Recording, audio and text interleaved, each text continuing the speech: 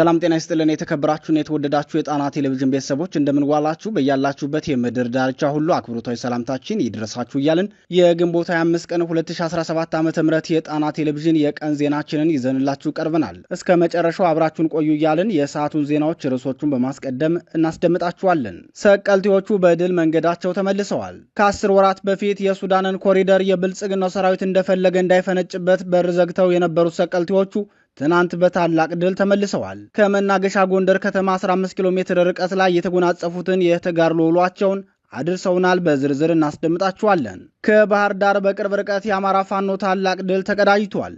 የአማራ ፋኖ በጎጃም የተቀዳጀው ታላቅ ድል በብልጽግናው ካምፕ ውስጥ ከፍተኛ ጭንቀትን የፈጠረ ሲሆን በአንጻሩ በፋኖ በኩል ከፍተኛ የተተኳሽና የመሳሪያ አቅም ያሳደገ ነበር።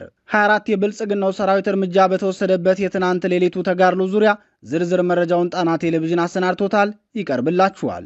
የብልጽግናው ጽህፈት ቤት ኃላፊ ከጥቃት አምልጠዋል። እሳቸውን ለማጀብ ከወጣው ኃይል መካከል የተወሰነው በወጣበት ሲቀር አቶ ይርጋን ለመቀበል የወጣው የባዲን ካድሬና የብልጽግና ሰራዊት ደግሞ ለወሬ ነጋሪ ሳይቀር እርምጃ ተወስዶበታል። የተጠናቀረ ዝርዝር ዘገባ አለን፣ ተሰሙታላችሁ። ብልጽግና ወደ ሱዳን አማላጅ ልኳል።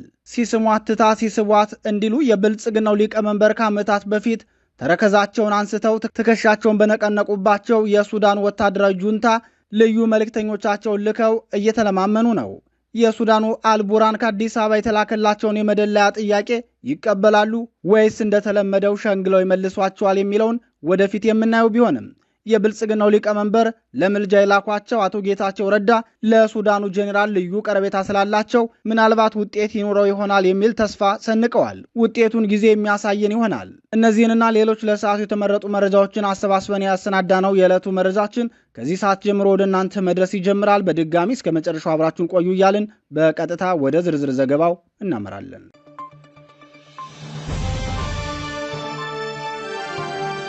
በቅድሚያም በአምስት ግንባሮች ብርቱ ውጊያ አካሂጃለሁ። ፋኖ የአማራ ፋኖ ጎንደር ጠቅላይ ግዛት ህዝብ በአምስት ግንባሮች ብርቱ ውጊያ ማድረጉን ለጣና ቴሌቪዥን በላከው የአውደ ውጊያ መረጃ አስታወቀም። እዙ ለዝግጅት ክፍላችን ባደረሰን መረጃ እንደገለጸው ብርቱ ውጊያ ከተካሄደባቸው አውደ ግንባሮች መካከል በጎንደር ጠቅላይ ግዛት ቀጠና ደቡባዊ ጎንደር ቀጠና 2 ግንባሮችና በማዕከላዊ ጎንደር ደግሞ 3 ግንባሮች ናቸው። በደንቢያ ሰቀልት ቀጠና የተካሄዱ 3 ግንባሮች ማቆሚያ ማርያም አይምባ ከተማ ላይና ቆላ ድባ ከተማ ላይ ሲሆን ከፍተኛ ትንቅንቅ አድርጎ ታላቅ ድል ያስመዘገበው የበጌምድር ክፍለ ጦር አይሸሽም ብርጌድ ነው። የዙ ቃል አቀባይ አርበኛ ኪሩቤል ጎቤ የተጋድለውን ዝርዝር መረጃ አክለውም ባለፈው ክረምት እንደምናስታውሰው በዚህ ቀጠና የጠላት ኃይል ወደ ምዕራብ ጎንደር መተማና ቋራ ቀጠና እንዳያልፍ ተደርጎ የከረመበት ሁኔታ ነበር። በዚህም ቋራ፣ ደለጎ፣ ሽንፋ፣ ዱባባ፣ መሻህና ሌሎች ከተሞች ከጠላት ጸድተው መክረማቸው ይታወቃል ሲል ከ10 ወራት በፊት በቀጠናው የነበረውን የድል ስፋት አስታውሷል። የዚያ ታላቅ ድል ባለቤቶች የነበሩት የአይሸሽም ብርጌድ ሰራዊት አባላት የተለመደውን የመተማን ኮሪደር የማጽዳት የክረምት ኦፕሬሽን ትናንት አንድ ብለው ጀምረውታል ብሏል።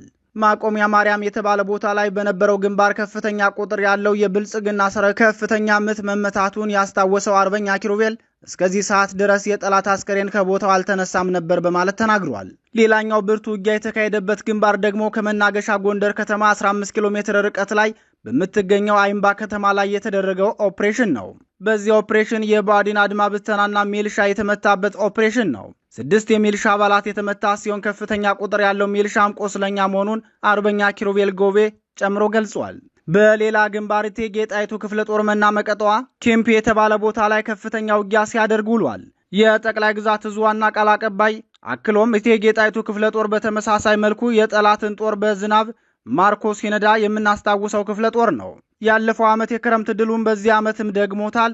ወደ ቀጠናው የተንቀሳቀሰው የጠላት ኃይል ከበባ ለማድረግ የሞከረ ቢሆንም ከበባውን በመስበር ከኋላ በነበረ ኃይልና ጠላት ከበዋለሁ ብሎ ባሰበው ኃይል መሃል በማስገባት በከፍተኛ ሁኔታ መምታት ችሏል። በጥቅሉ በድል የታጀበ የክረምት ኦፕሬሽን ጅማሮ ላይ ነው ያለነው ሲል ትናንት በሁለቱ የጎንደር ጠቅላይ ግዛቶች የተደረገውን የተጋድሎ ውሎ ተናግሯል።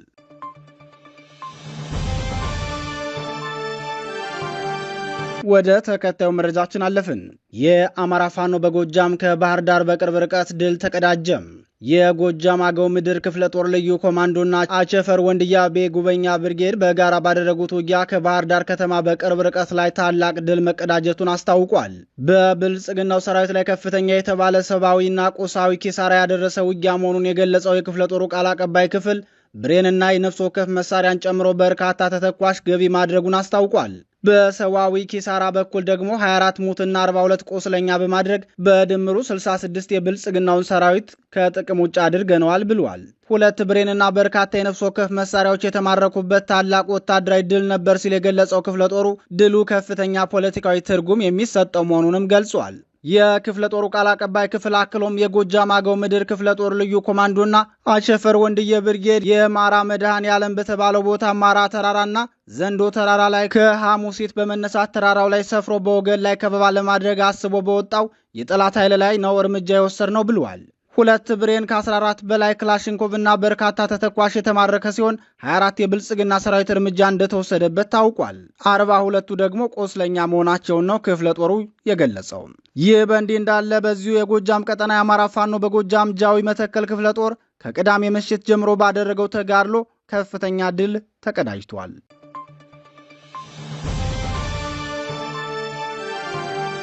መረጃዎቻችን እንደቀጠሉ ናቸው። አሁንም አብራችሁን ቆዩ። የአማራ ብልጽግና ጽሕፈት ቤት ኃላፊው ከጥቃት አመለጡ። የብአዴን ባለስልጣናት የተቀናጀ የስብሰባ ዘመቻ ላይ መሆናቸው ይታወቃል። ይህን ተከትሎም ሁሉም የክልል ባለስልጣናት ከአድማ ብተና መሪዎችና ከመከላከያ ኮማንድ ፖስት ሰብሳቢዎች ጋር በመቀናጀት በየከተሞቹ ስብሰባ እያደረጉ ይገኛሉ። በአማራ ክልል አንጻራዊ ሰላም አስፍነናል ብሎ የፕሮፓጋንዳ ስራ ላይ የተሰማራው የብአዴን ሹም ከተሰብሳቢው በርካታ ተቃውሞ ገጥሟቸዋል።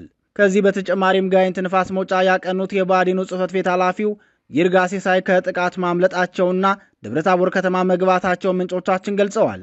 በዚሁ ጎንደር ቀጠና ብርቱ ውጊያ ከሚካሄድባቸው ቀጠናዎች አንዱ በሆነው ጋይንት አውራጃ የአማራ ፋኖ ጎንደር ጠቅላይ ግዛት እዝ አንበሳው ጋይንት ክፍለ ጦር ተከታታይ ድሎች ያስመዘገበባቸውን ተጋድሎች እያካሄደ ይገኛል። ከቀናት በፊት መገንጠያ በሚባለው ቦታ ላይ በደፈጣ በተወሰደ ጥቃት ከ25 በላይ የብልጽግናው ሰራዊት እርምጃ እንደተወሰደበትና የወረዳ ካድሬዎችም እርምጃ እንደተወሰደባቸው መዘገባችን ይታወሳል። በዚህ ጥቃት የተበሳጨው የብልጽግናው አገዛዝ ትናንት ምሽት 3 ሰዓት ከሩብ ጀምሮ ንፋስ መውጫ ከተማን በተኩስ ሲንጣት ማምሸቱን የአማራ ፋኖ ጎንደር ጠቅላይ ግዛት እዝ አንበሳው ጋይንት ክፍለ ጦር አስታውቋል።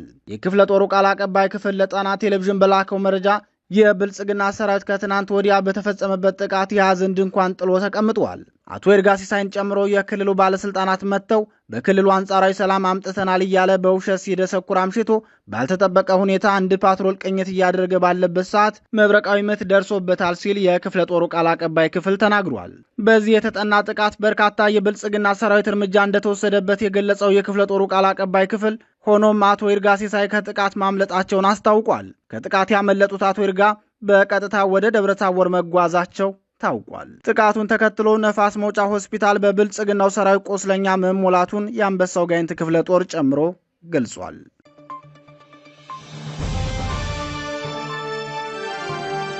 በመጨረሻም ከሬድዋንና ጌታቸው የሱዳን ጉዞ ጀርባ የብልጽግናው ደህንነት ዳይሬክተር ሬድዋን ሁሴንና የብልጽግናው ሊቀመንበር አማካሪ ጌታቸው ረዳ ወደ ሱዳን በረራ አድርገዋል። ወታደራዊ ሄሊኮፕተርን ተጠቅመው ፖርት ሱዳን የገቡት ሁለቱ ጉምቱ የብልጽግና ሹሞች ከ2 ዓመት በላይ የብልጽግናው ሊቀመንበር ከጀርባ የወጓቸውን የሱዳን ፕሬዝዳንት ጄኔራል አልቡራንን አግኝተው መነጋገራቸውን አስታውቀዋል።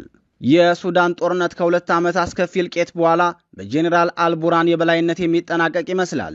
ካርቱምን ጨምሮ በሐምዳን ዳጋሎ ቁጥጥር ስር የነበሩ ግዛቶችን መልሶ ማስለቀቅ ችሏል። የአልቡራን መንግስትም የካርቱምን ቤተ መንግስቱን ለቆ በፖርት ሱዳን መክረሙ የሚታወስ ሲሆን የሐምዳን ዳጋሎን ሰራዊት በሁሉም መስክ ድጋፍ ሲያደርጉለት ከቆዩት ሀገራት መካከል ደግሞ የብልጽግናው መንግስት አንዱ ነው። የሱዳን መንግስት የጦር ሜዳውን የበላይነት እየወሰደ መምጣቱን ተከትሎ ከትናንት በስቲያ ጠቅላይ ሚኒስተር ሹሟል። የካቢኔ መዋቅርም መስራት የጀመረ ሲሆን አንዳንድ እጅግ ወሳኝ የተባሉ ውሳኔዎችንም ለመወሰን ማሰቡ ተሰምቷል። በተለይም ካርቱምን ጨምሮ በመላው ሱዳን የሚኖሩ ኢትዮጵያውያንን አስገድዶ ማስወጣትና በጦርነቱ ወቅትም ረብጣ ዶላር እየከፈለ ያዋጋውን የሳምሬን ቡድን በሁሉም መስክ ማጠናከርን ይዟል። ከዚህ ባለፈም ለህወሓት የተጠናከረ ወታደራዊ መሳሪያ ድጋፍ እንደሚያደርግ ይጠበቃል። እነዚህ ሁለት ሁኔታዎች ያስጨነቁት የብልጽግናው አገዛዝ የሱዳኑን አልቡራንን ለመማጸን 2 ታማኝ ሹሞቹን ለመላክ መገደዱን ምንጮቻችን ተናግረዋል። እንደ ጣና ቴሌቪዥን ወታደራዊ ምንጮች ገለጻ በተለይ አርሚ 70 የሚባለው የህወሓት ሰራዊት 70 የጦር ሜዳ ተሽከርካሪ ድጋፍ ከሱዳን መንግስት ያገኘ ሲሆን በተጨማሪም ከፍተኛ የጦር መሳሪያ ድጋፍም ከሳውዲ አረቢያና ከግብጽ ማግኘቱ ተነግሯል። የብልጽግናው አገዛዝ ከኤርትራ ጋር ወደ ጦርነት ለመግባት ሙሉ ኃይሉን ወደ አፋር ክልል ማስጠጋቱ ይታወቃል።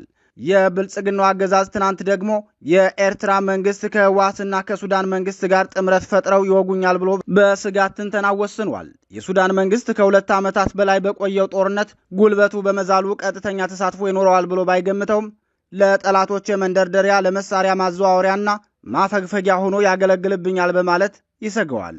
የሁለቱ ከፍተኛ ባለስልጣናት የፖርት ሱዳን ጉብኝትም ይህንን ታሳቢ ያደረገና የመለማመጥ ጉብኝት መሆኑን የጣና ቴሌቪዥን ወታደራዊ ምንጮቻችን አስታውቀዋል።